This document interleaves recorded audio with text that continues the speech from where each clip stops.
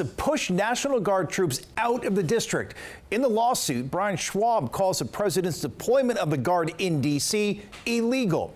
About 2,300 troops are supporting law enforcement on patrol, some armed. Many have taken part in beautification projects like cleaning up trash and landscaping.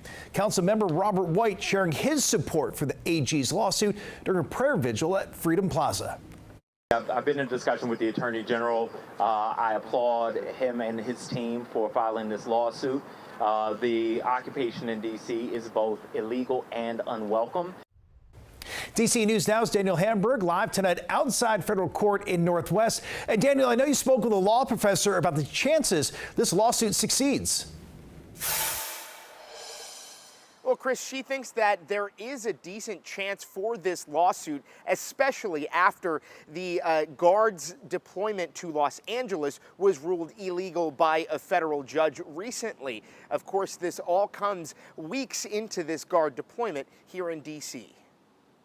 A day after it was revealed National Guard troops would have their orders extended in the district, D.C. Attorney General Brian Schwalb is suing to end that deployment.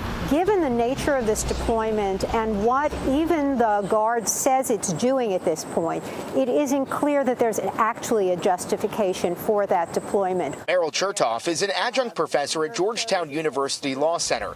She says Schwalb is using some of the same arguments used in California. What they cannot be doing, which they do appear to be doing, is serving as a police presence or engaging in domestic law enforcement. And that is prohibited by the Posse Comitatus Act. It's why some veterans are continuing to protest. I was in the National Guard and never would have expected to be doing a job like that. They're not crime fighters, they're war fighters. Schwalb argues the federal government authorized the National Guard to police the district without local consent, violating home rule. This is not being done by Congress. This is being done by the executive branch.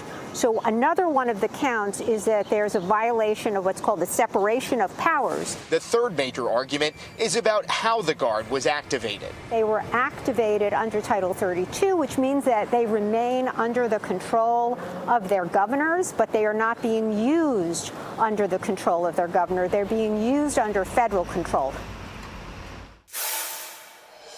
It's not clear how long this lawsuit will take to go through federal court here. One of the main arguments being made is that federal agents are using the National Guard to help them with their mission. Those federal agents can continue their mission even after the control of D.C. police ends next Wednesday, and we believe that that won't be extended by Congress. We're live in Northwest. Daniel Hamburg, D.C. News Now.